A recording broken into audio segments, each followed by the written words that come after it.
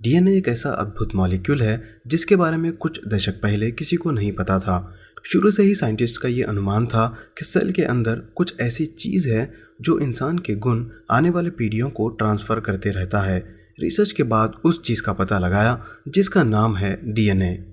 DNA का full form है deoxyribonucleic acid. इसे न्यूक्लिक एसिड इसलिए कहा गया है क्योंकि ये न्यूक्लियस में पाया जाता है। न्यूक्लियस सेल का वो हिस्सा है जो पूरे सेल को कंट्रोल करता है। डीएनए एक डबल स्ट्रैंडेड मॉलिक्यूल है जो कॉइल्ड और सुपर कॉइल्ड होता है। इस पूरे बंडल को हम क्रोमोसोम कहते हैं। क्रोमोसोम की संख्या हर स्पीशीज में अलग अलग होती है जो फिक्स होती है। मिसाल के तौर पर ह्यूमंस में एक सेल के अंदर 46 क्रोमोसोम्स होते हैं। इसी तरह घोड़ों में 64 क्रोमोसोम्स होते हैं। एक सेल में क्रोमोसोम फिट होने के लिए कॉइल्ड और सुपर कॉइल्ड होते हैं। सेल का डायमीटर 0.01 सेंटीमीटर होता है। इसी तरह एक क्रोमोसोम में रहने वाला डीएनए की लेंथ 2 से 8 सेंटीमीटर की होती है। अगर इंसान के पूरे सेल्स में जितना डीएनए है उन सबको एक साथ कर दिया जाए तो उसकी लेंथ प्लूटो तक पहुंचकर वापस पृथ्वी तक पहुंच जाएगी। डीएनए के स्ट्रक्चर को सबसे पहले वाटसन और क्रिक ने डिस्कवर किया, जो 2 स्ट्रैंड्स का बना होता है जो एक दूसरे को एंटी पैरेलल होते हैं।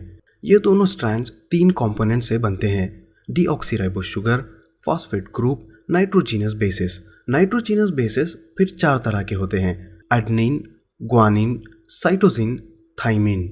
एक स्ट्रैंड का ए दूसरे स्ट्रैंड के टी से बॉन्ड बनाता है। इसी तरह जी और सी मिलकर बॉन्ड बनाते हैं जिसकी वजह से 2 स्ट्रैंड्स आपस में जुड़े हुए होते हैं। इन दोनों स्ट्रैंड्स में जेनेटिक कोड सेम होता है। जब एक सेल 2 सेल में डिवाइड होता है तो क्रोमोसोम से डीएनए अनकॉइल हो जाता है और 2 स्ट्रैंड्स अपना डुप्लीकेट बनाते हैं। फिर 2 सेल्स में डीएनए कॉइल्ड होता है, फिर सुपर कॉइल्ड होकर क्रोमोसोम बन जाता है।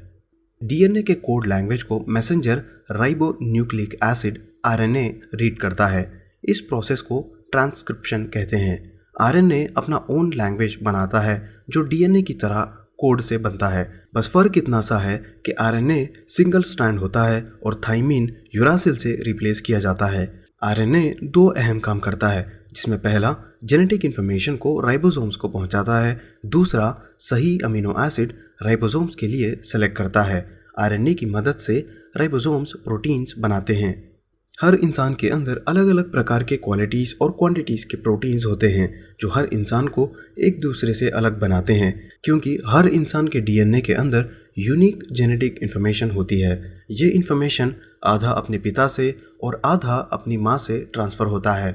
जो कोड मिक्सचर ऑफ प्रोटीन्स को बनाने वाला इन्फॉर्मेशन रखता है वो एक ख़ास जगह पे होता है जिसे जीन्स कहते हैं। इस कोड को जेनेटिक कोड कहते हैं।